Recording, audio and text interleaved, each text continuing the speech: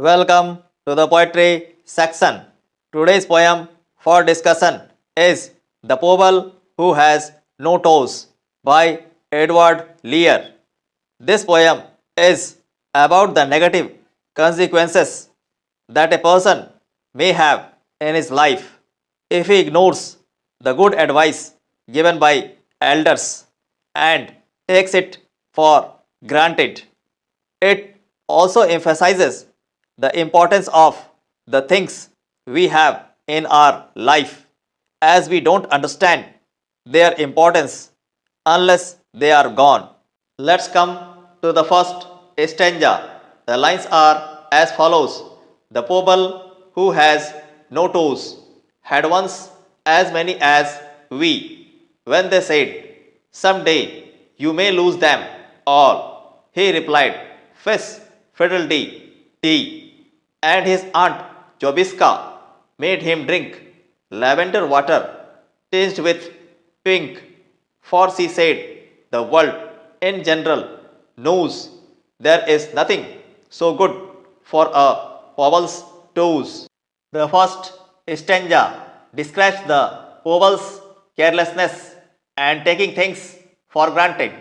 Here, the poet says that the Pobble who had once as many toes as we have has no toes now.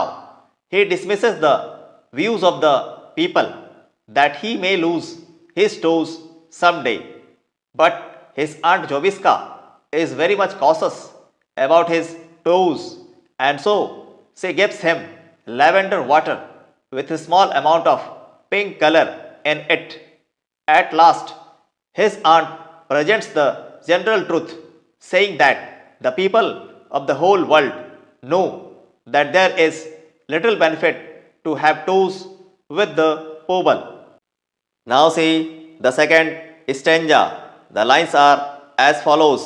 The Pobble who has no toes swam across the Bristol Channel, but before he set out, he wrapped his nose in a piece of scarlet flannel, for his aunt Jobiska said no harm can come to his toes if his nose is warm, and it is perfectly known that a Pobble's toes are safe provided he minds his nose.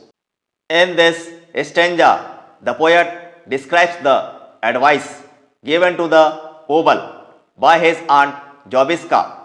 As the Pobble decides to swim across the Bristol Channel, his aunt advises him that there will be no harm to his toes if he keeps his nose warm. And so he wraps his nose with a piece of red scarf before he sets out on his sea adventure. It is also known to all that a Pobble's toes are safe only if he takes care of his nose. Now see the next stanza that has the following lines.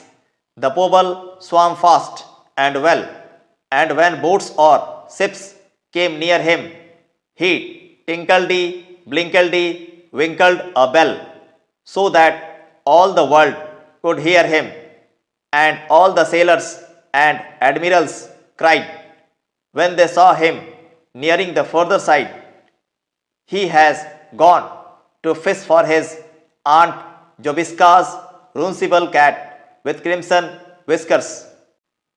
This stanza describes the Pobble's action that he does while he is heading towards the further side of the Bristol Channel.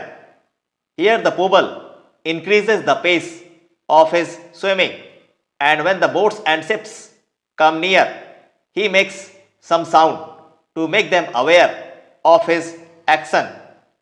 His action makes all the sailors and admirals scream in praise of his efforts.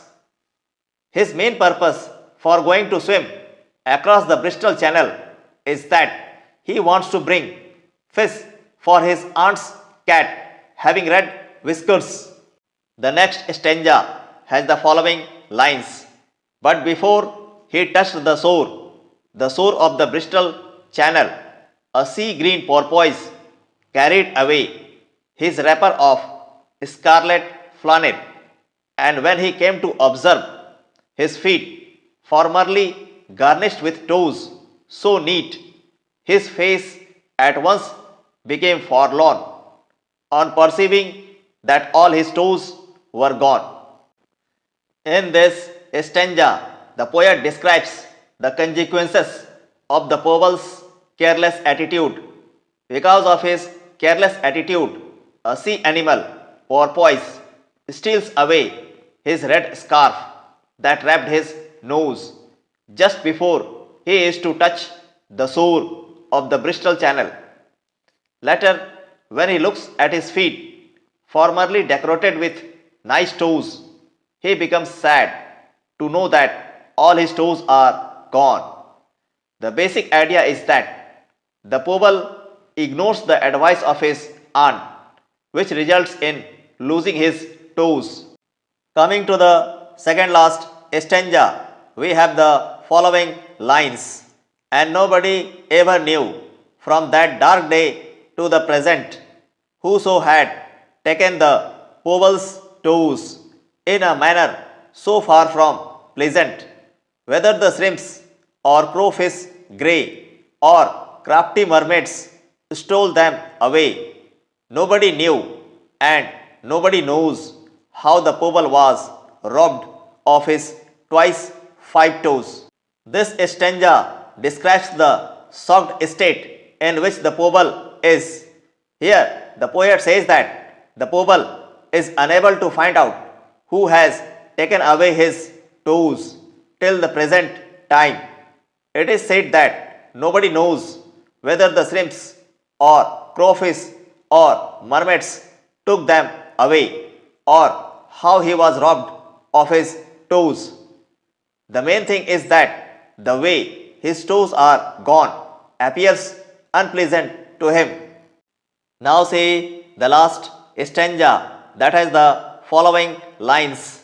The Pobble who has no toes was placed in a friendly bark, and they rowed him back and carried him up to his aunt Jobiska's park, and she made him a feast at his earnest wish of eggs and buttercups fried with fish. And she said, "It is a fact, the whole world knows that Pobbles are happier without their toes." The last stanza describes the Pobble's backward journey to his aunt's park. Here, the poet says that the Pobble is put in a friendly looking small boat and rowed back and carried up to his aunt Jobiska's park, where she has kept ready a feast of eggs and buttercups fried with fish at his earnest wish. She also tells him that it is a fact that every part of the world knows that the Pobbles are happier without their toes.